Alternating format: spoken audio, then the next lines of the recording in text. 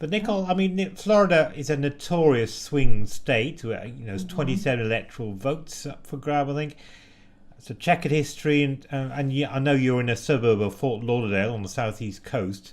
So, what do you see in terms of support for Donald Trump? Um, uh, well, not much, frankly. It is less than 3 weeks before the election. I don't see any yard signs actually for either candidate.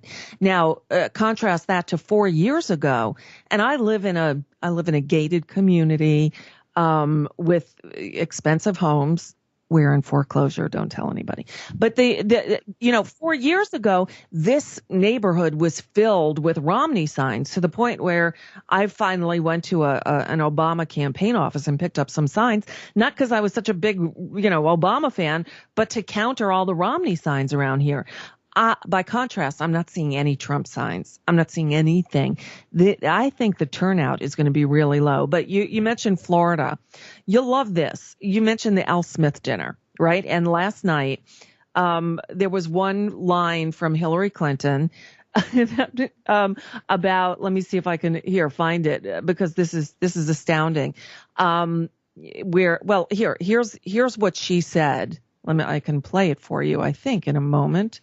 Well, while you're looking for it, let me just explain to our viewers what the Al Smith dinner is. This is something that honors a man who was the first Catholic to stand for the presidency in the United States. His name was Al Smith, and it was in the 40s, I believe, or was it even earlier? Yeah, in the 1940s.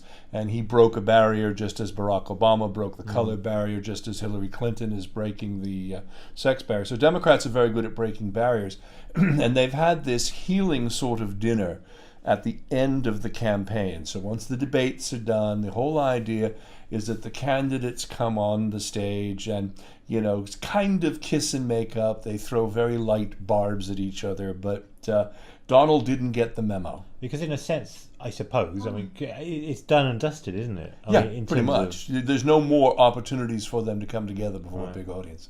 Right. This is their last joint appearance before the election, and it's always like a good-natured roast. It's not to the level of the Comedy Central roast. It's not supposed to be nasty and ugly. It's supposed to be good-natured ribbing. Donald Trump didn't get that memo, but we can talk about that in a bit if you want. But I have a sister who lives in Ocala, Florida.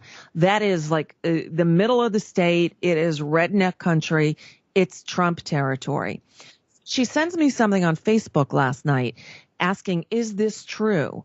And it was a screenshot from some woman or it's people that she knows that said, Hillary just admitted Obama is a Muslim. And, and then someone said, what? And then they said, yup, in her speech at the Al Smith dinner, said if Donald wins, can you imagine when all former presidents come to the White House for the annual photo, Obama wouldn't be able to get in because of the Muslim ban.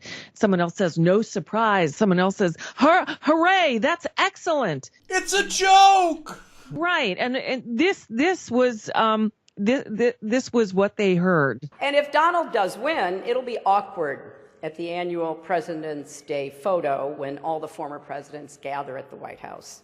And not just with Bill. How is Barack going to get past the Muslim ban?